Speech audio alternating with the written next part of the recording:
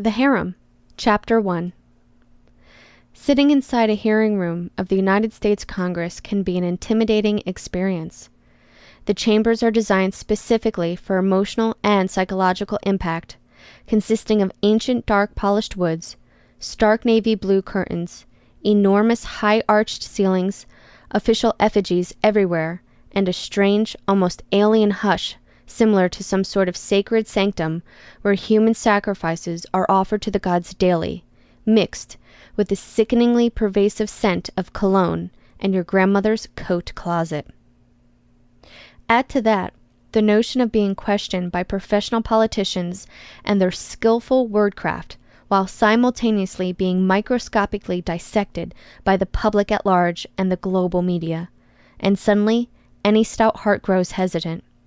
Sweat is the direct result of that kind of pressure cooker, no matter who you are. Fortunately, I've been trained for this type of escapade. My own personal experience has proven very helpful also. My first experience with public humiliation was a pain I hoped to forget quickly and never revisit. Most people would consider nearly being torn limb from limb by an angry mob enough to cause anyone to become a Buddhist monk. But most people aren't me and haven't learned what I know. Tried and true experience has taught me the valuable lesson of how the world really operates. Anyone brave enough to forge their own path will be visited by many violent challenges, all motivated by jealousy, greed, and envy. Many times it works and kills great people and ideas. For me, today is simply one of those many challenges. It will not stop me. A panel of 11 professional politicians sits before me and several of my dearest friends, behind a raised pulpit of thick finished wood that hides their bodies, allowing only their shoulders and heads to appear above the line of sight. I briefly imagined them as bobbleheads and stifled the urge to laugh out loud. The raised semicircle, decorated with the flag of our great nation and several iconic images representing the United States Congress, spreads out before us, forcing our necks to crick uncomfortably and eyes to look up from a position of subservience. The officials of this proceeding wallow in their assumed power by claiming the higher ground and swiveling in their high-backed leather recliners. Their faces scream of boredom and apathy. It occurs to me that this is the look of impending death, no real joy or passion for life present. Briefly, I pity them. The congressman seated in the center of the pulpit leans forward smugly in his seat, towards his microphone to speak. Please give your name for the record. The orator looks ancient and ill. His skin is incredibly wrinkled, pale, and blotchy from liver spots. The thin hair he has remaining is gray and combed over the glowing crown of his head.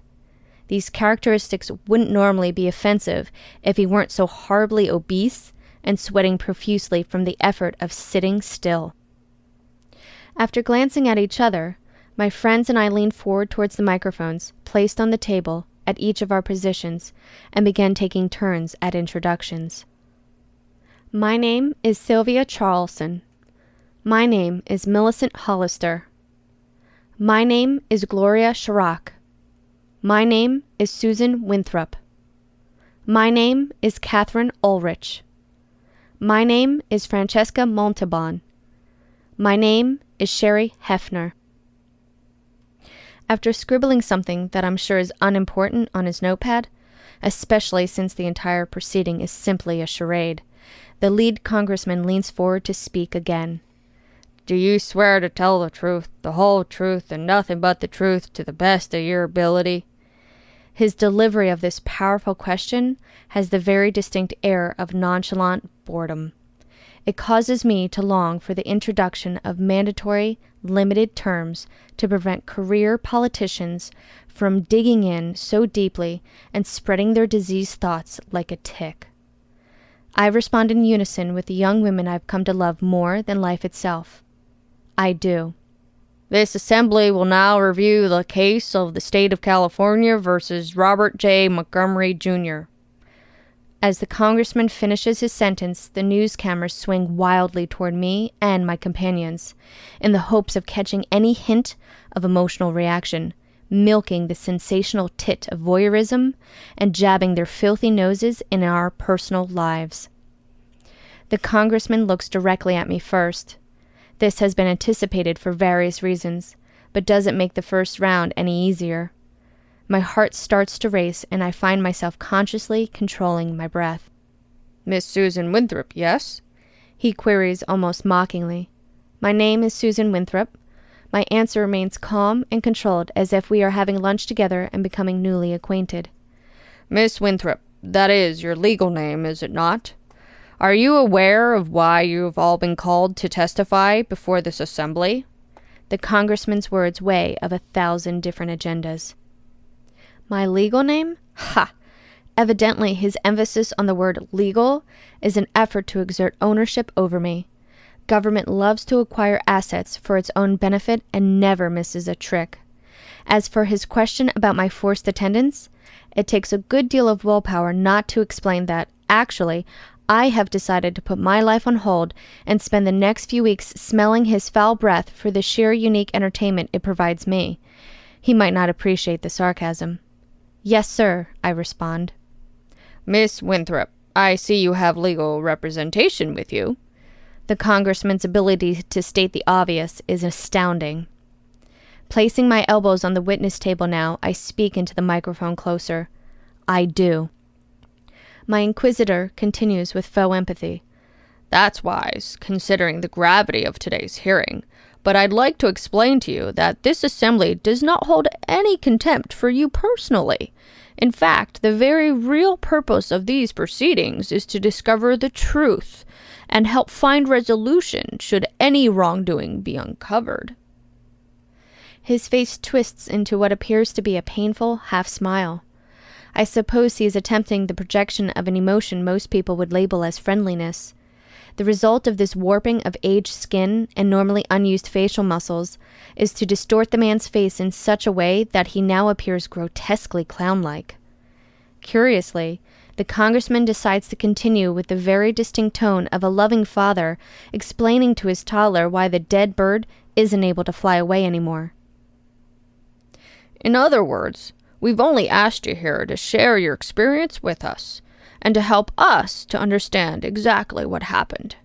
You're not on trial, and there are no accusations against you or these young ladies. He briefly waves his hand in the direction of my friends with a peculiar sparkle in his eye.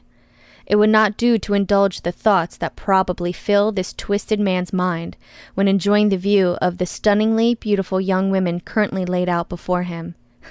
An idea flits across my consciousness. This man speaking might have a stroke if he becomes too aroused by us. I store that in the back of my mind to share with the other girls later. They're sure to enjoy it too.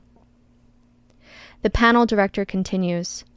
I would only hope to encourage you to understand that we are here to assist as best we can, and hope that you would see this gathering and its processes as helpful in discovering that truth. Our hope is to impress upon you that this assembly has your best interests in mind and would truly appreciate your cooperation. I bet you would, is the first thought that springs to mind, but I manage to wrestle that instinct back into its corral and remain stoic and impassive, leaving the very distinct impression with the assembly that their half-hearted attempt at courtesy has failed miserably. This is only the beginning of weeks of interviews, testimonials, inquiries, panels, and discovery, all leading to some kangaroo court version of a decision. Millions and millions of taxpayer dollars thoroughly wasted for the advancement and celebrity of this serpent sitting before me as judge and jury of everything I love. Already, I'm completely uninterested in this panel and disgusted by its representatives, and the hearings have only just begun. I didn't used to be so bold or brave. In fact, most people never noticed me at all. It's not difficult to go unnoticed when your performance is consistently average. Don't misunderstand me. There were a few special individuals I would consider friends. Perhaps by others' standards, they would be described as acquaintances, but that was all I had, save one very dear girl, Sylvia Charleston. We met while I was still in high school and became instant friends. real friends. Sylvia was from a wealthy family that had trouble sharing emotions and showing affection. After attending boarding schools for most of her childhood, her college experience was nothing new. She helped me secure grants for my college attendance and even put in a good word for me. Her family name has influence. Sylvia was a natural at making friends and took me on as her personal project. It quickly became her mission to correct all my social awkwardness and grow me into the queen of the ball that she believed I could be. She can be a bit delusional at times, possibly even manic. I didn't mind the attention, though. No one had ever paid much attention to me after all. What's more, I believe she really wanted to help. No hidden agendas or position to secure. She just had a way about her that drew me and others to her, and she loved it. Anyone could see she needed the attention. Boys usually took advantage of that. Afterwards, Sylvia would always come and cry on my shoulder. I would feign mild irritation at the drama, but deep down, I really loved her, and her need for me. It's nice to have someone who counts on me like that. Come to think about it, she's the main reason I'm here at all. An argument would spring forth immediately if she heard me suggest such a thing. It's all your own responsibility, she would insist. Eventually I would agree. However, without her, the last 3 years of wonderment might not have happened. Sylvia Charleston prompted me to become the person I am now, and I love her for it.